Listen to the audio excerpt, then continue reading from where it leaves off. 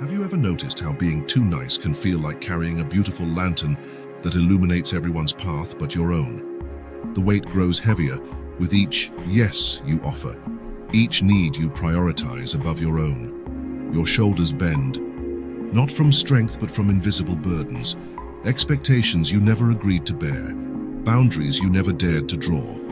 This constant sacrifice of self leaves footprints of resentment across your heart.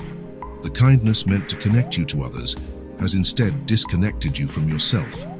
Today, we explore the hidden cost of excessive niceness and the luminous freedom that awaits when you finally reclaim your authentic self. If this resonates with your journey, I invite you to subscribe as we walk this path of self-mastery together.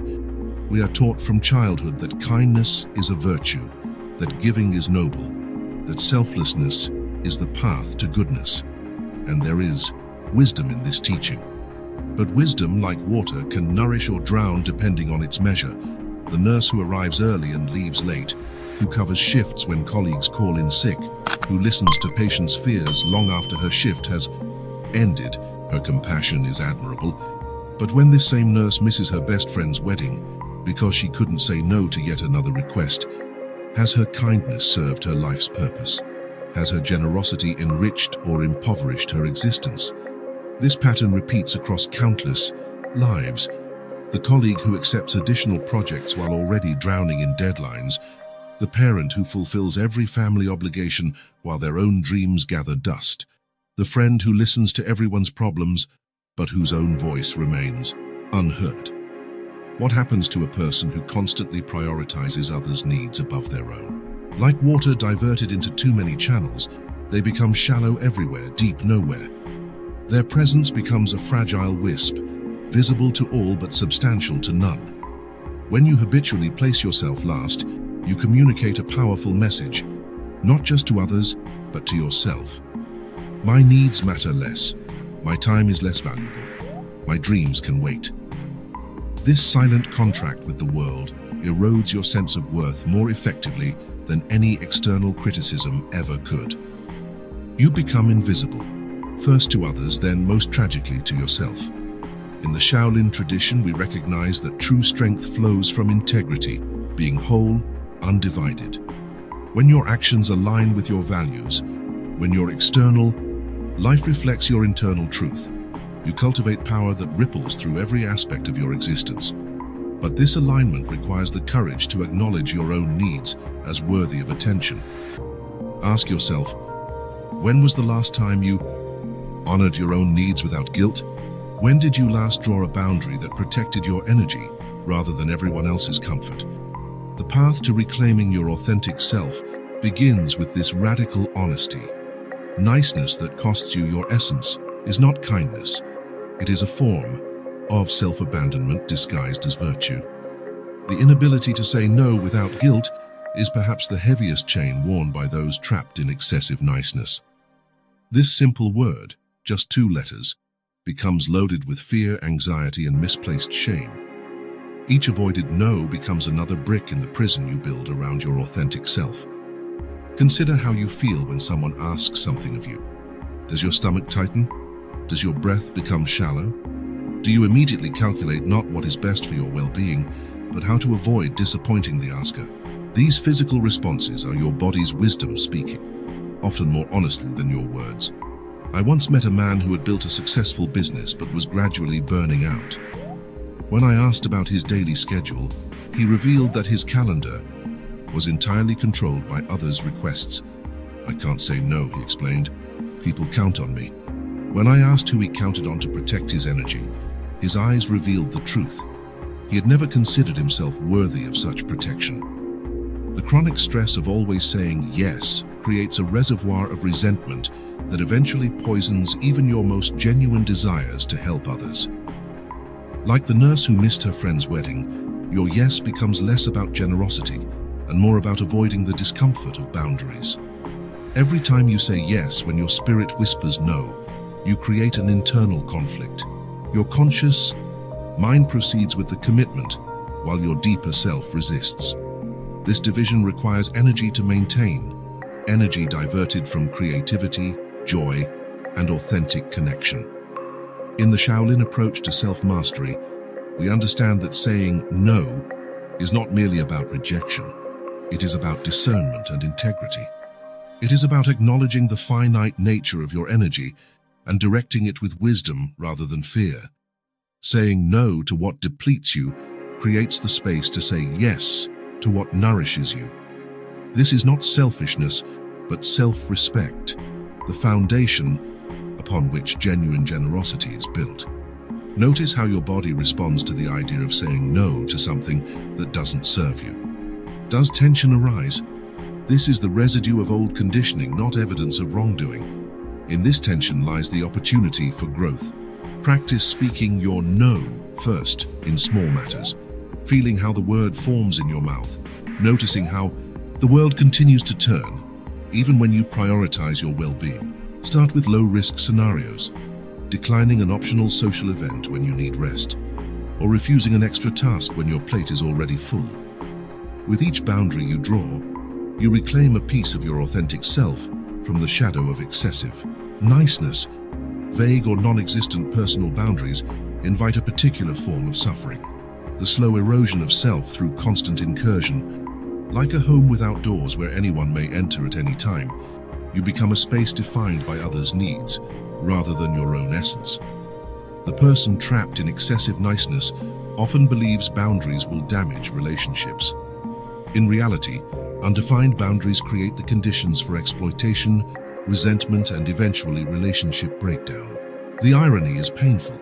In attempting to preserve connections through boundless giving, you undermine the very relationships you value. Consider how you feel after spending time with certain people. Do you leave energized or depleted? Does your spirit feel lighter or heavier? These sensations are not coincidental. They are the direct result of boundary dynamics at play in the interaction. One woman I worked with described herself as everyone's emotional dumping ground. Friends, family, even casual acquaintances would share their troubles, seeking her counsel and comfort.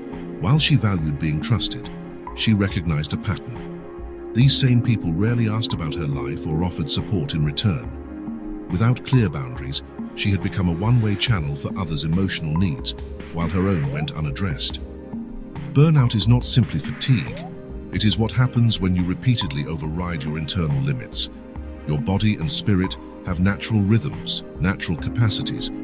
When you consistently ignore these limits in service to others' expectations, you move toward exhaustion that no amount of rest seems to remedy.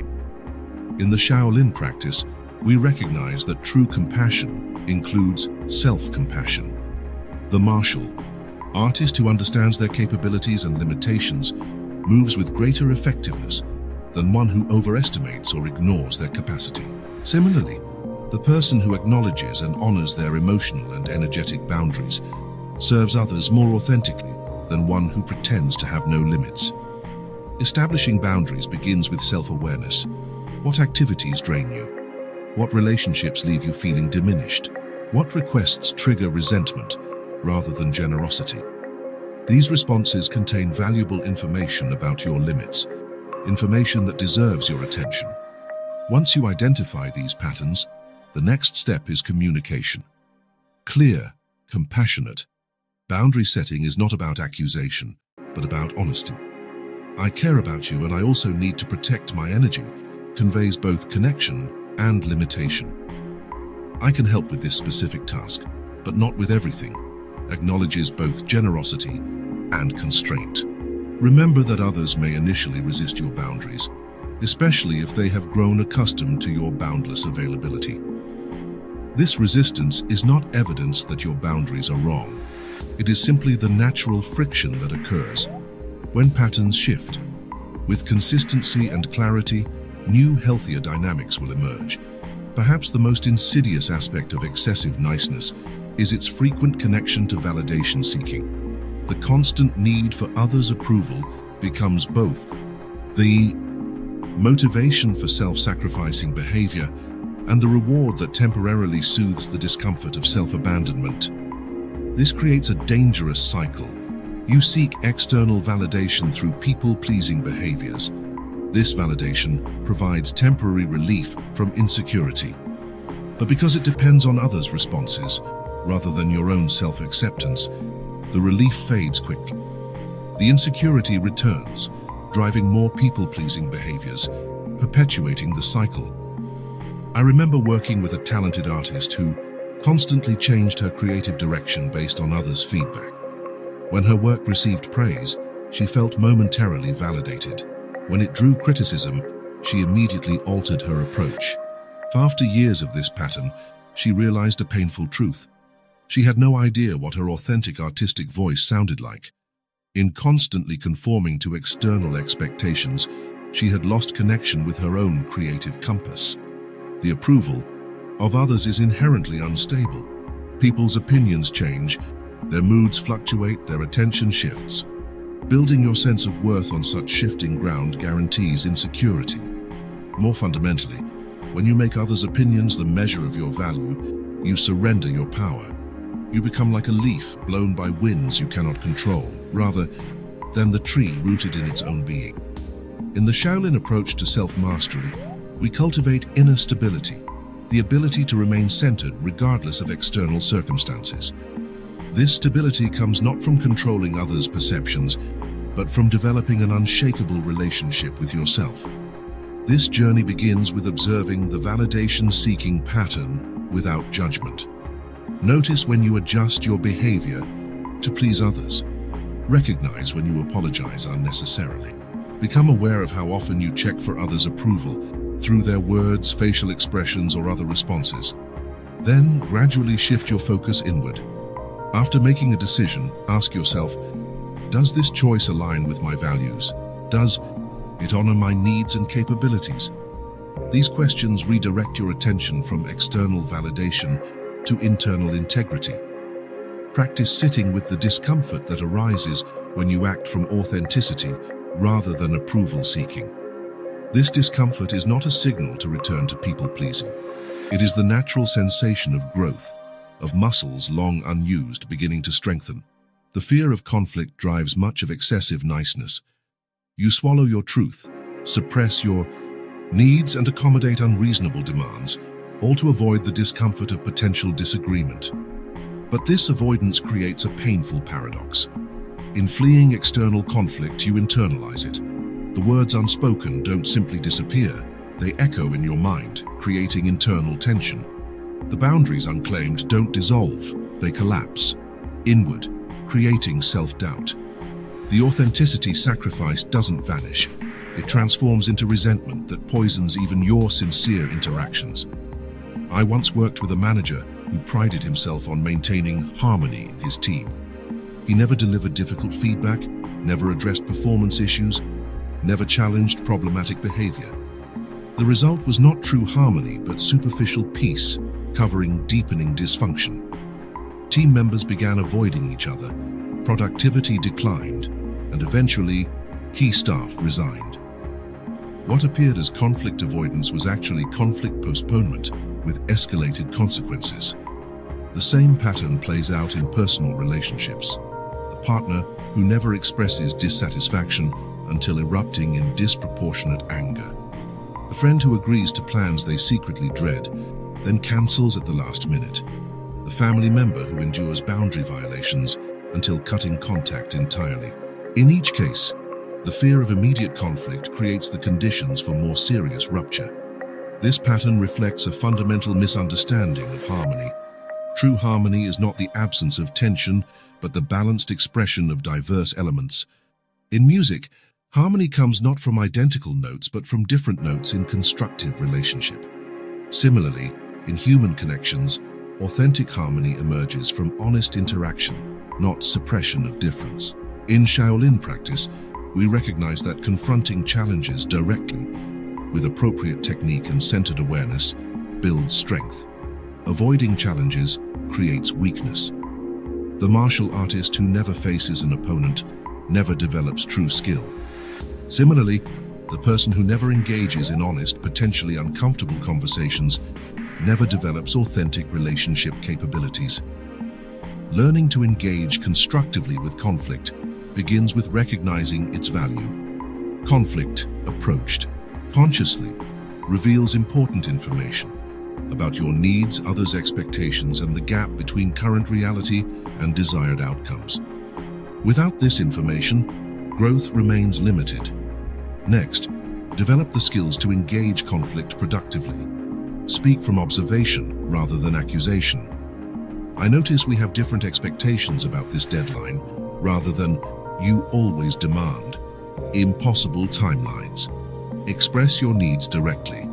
"I need time to recharge after work," rather than hinting or hoping others will guess your boundaries.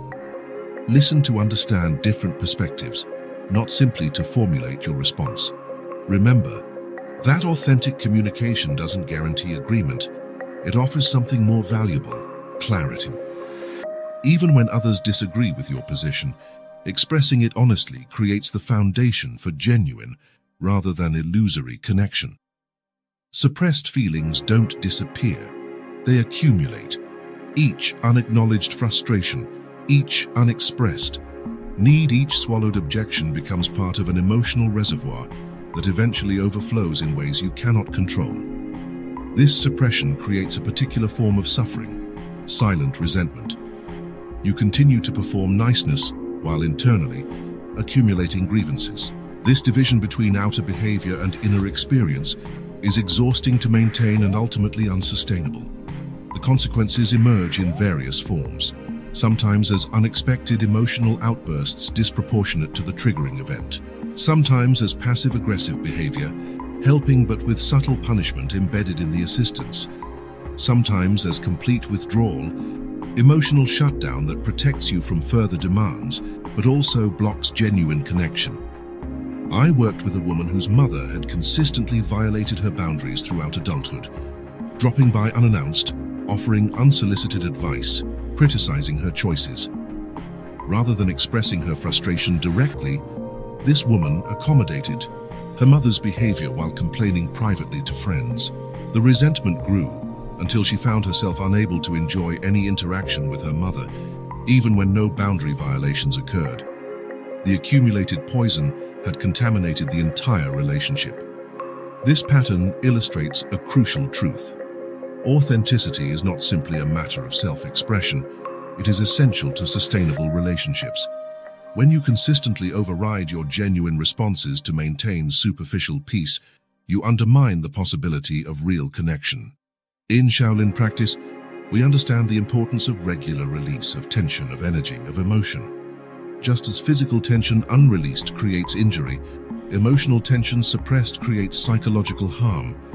This doesn't mean expressing every fleeting feeling, but it does require acknowledging and addressing significant frustrations before they become toxic.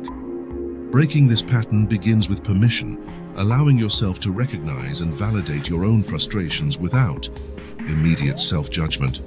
Many people trapped in excessive niceness immediately dismiss their own irritation as selfish or ungrateful, perpetuating the cycle of suppression. Once acknowledged, these feelings require appropriate expression.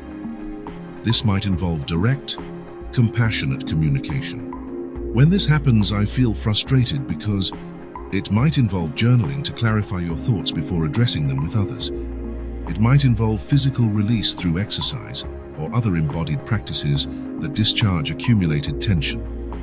The goal is not to eliminate frustration. It is to process it consciously, rather than suppressing it unconsciously. When frustration flows through you rather than stagnating within you, it loses its poisonous quality, becoming instead valuable information about your needs and boundaries. Emotional exhaustion is the inevitable destination of excessive niceness. When kindness comes at the cost of your own needs, consistently, chronically, you deplete the very resources that make genuine generosity possible. This depletion manifests as diminished peace of mind, the constant background noise of unmet needs competing for attention. It appears as reduced capacity for joy. Even pleasant experiences become difficult to fully appreciate when your emotional reserves are chronically depleted. It emerges as decreased presence. You go through motions of connection while your overtaxed system struggles simply to maintain function.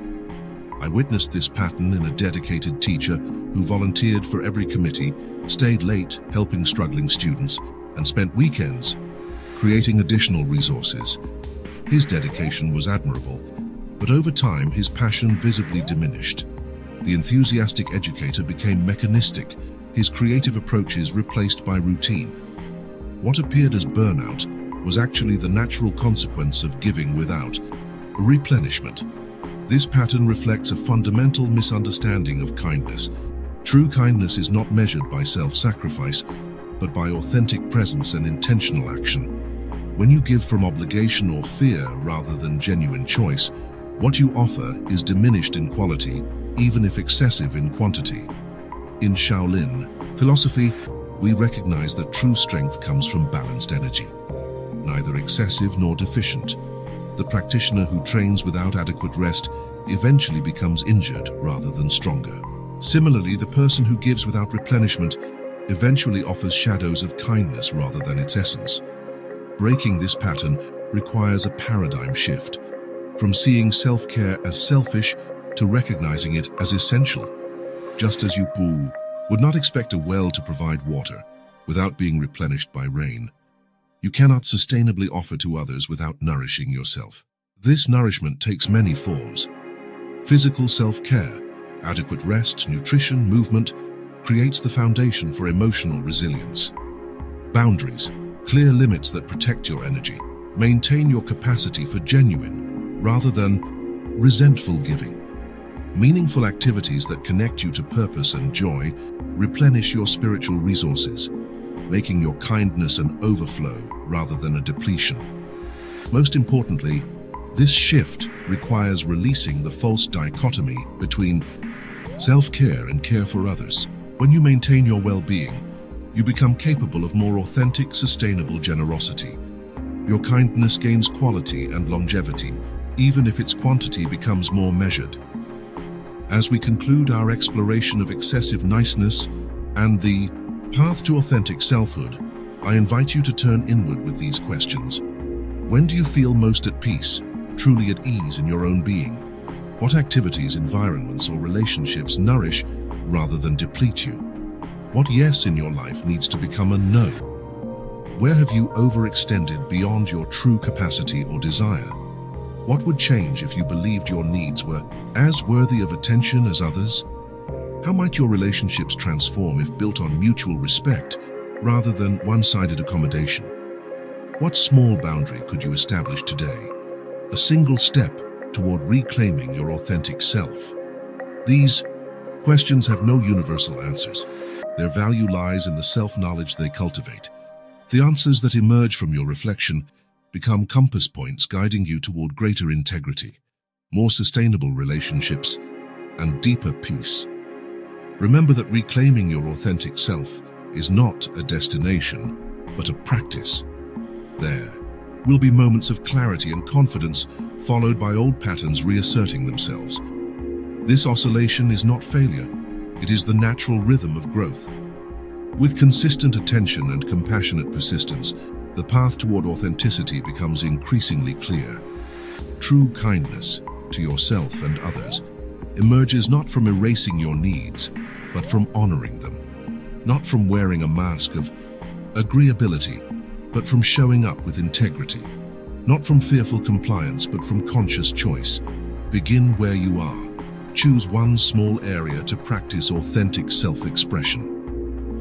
Notice what arises, both the challenges and the unexpected. Freedoms. Build gradually on these experiences, expanding your capacity for authenticity in widening circles of your life. Your journey toward authenticity ripples far beyond your individual experience. As you reclaim your voice, you create permission for others to do the same. As you establish healthy boundaries, you demonstrate their value to those still struggling. With excessive niceness, your growth becomes a quiet invitation to others, showing what's possible when kindness includes the self rather than sacrificing it. See you next time. Keep your eyes open, your mind curious, and your spirit evolving.